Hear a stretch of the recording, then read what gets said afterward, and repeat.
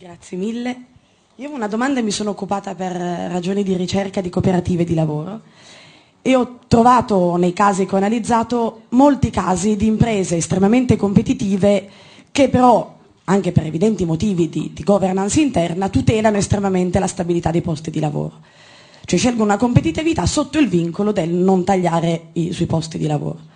Da qui prendo la mia domanda, cioè come il lavoro rientra nel pensiero di un'impresa aperta e innovativa, che credo che sia un tema assolutamente fondamentale, e se è possibile pensare cosa pensano i presenti. Facciamo così, scelga lei da chi vuole la risposta, altrimenti diventa difficile. Allora chiediamo la risposta all'autore del libro, che se ha incontrato degli esempi, che esempi ha incontrato nell'Italia in questo senso. Grazie.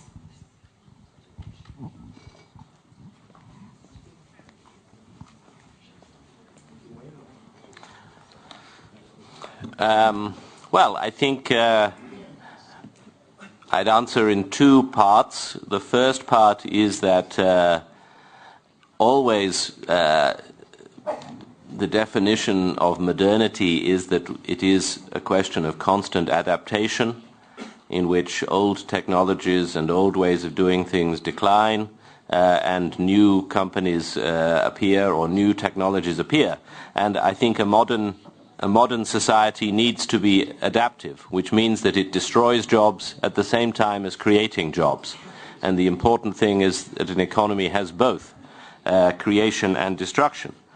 Second, I think innovative companies that I write about in the book are all growing companies. So they are stabilizing jobs not by some form of protection, but rather by constant change and adaptation and growth, by ambition, as Andrea Guerra wrote about and talked about, that the best protection for jobs is actually growth and prosperity and constant adaptation to modernity. And that, I think, is the evidence of the companies that I visited. Would you like to say something more? You mean, no, yeah. Yeah, I will, yeah, sure. Ok. Allora, ci sarebbero le conclusioni, saremo brevissimi. Bill Emmot chiude lui e poi così lasciamo la parola al dibattito tra Roberto Cota e Nichi Vendola. Okay, well, thank you, Mario. I just wanted to pick up a few points just to say what I had got from the debate and from the contributions of my panelists. I think top of the list is a shared interest in competition. As I traveled around Italy, plenty of people told me that Italians don't like competition. Well, that's certainly not true of this panel, but also my answer to that is that it's not true of anyone.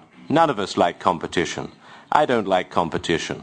Adam Smith, my countryman, wrote more than 200 years ago that businessmen never like competition. They always try to conspire against competition. And the question is, how do you enforce it? The question is, how do you make it fair? And that is what we should focus on. Second issue, the role of the public sector. One of the difficult things to understand for a foreigner visiting Italy and studying Italy is the attitude that Italians have to the public sector. Is it a thief that they want to avoid giving their money to, as Alessandro Profumo pointed out? Tax evasion, is it a prison that you want to avoid? Or is it the source of your mother's milk, the provider of entitlements and flows of money?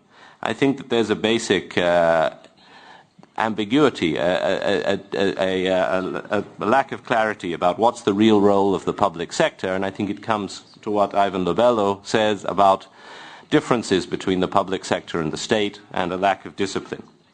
Third point I wanted to pick up was just a remark about Roger's point about a focus on women. I feel I cannot resist telling a story of an interview I gave to Fahrenheit radio program in Rome recently, where the last question that the interviewer asked was, why did you not write more about women in your book. And there are two answers to that. The first of which I did not say, which is that I think it's dangerous to write about things that you may be more complex and difficult for an outsider to understand.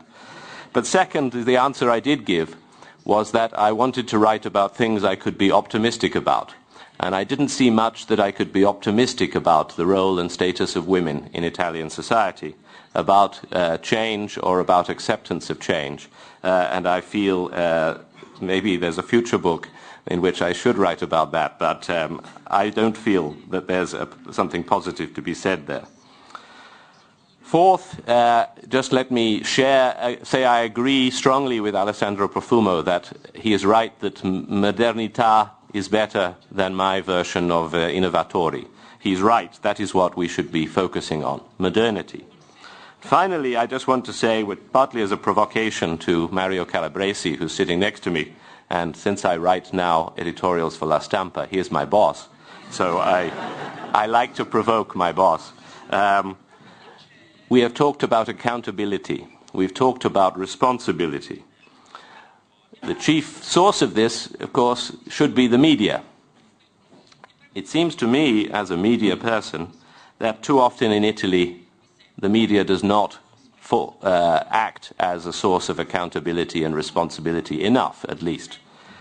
Partly because, particularly on television, noise and entertainment in political debate is a substitute for actual accountability or actual policy discussion, but also because the media is often part of the system.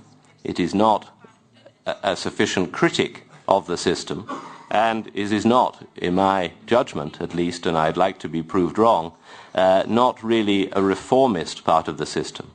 But I said that as a provocation to Mario, because I know that La Stampa is an exception in that, and is really a...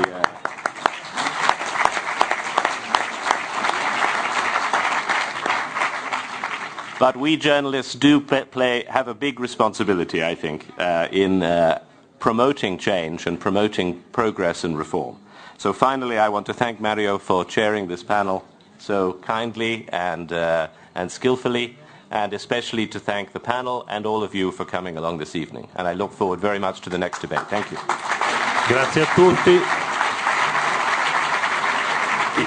Io prenderei solo per chiudere una frase di Andrea Guerra che secondo me può essere la sintesi di tutto: avere senso di urgenza e non perdere tempo con gli alibi.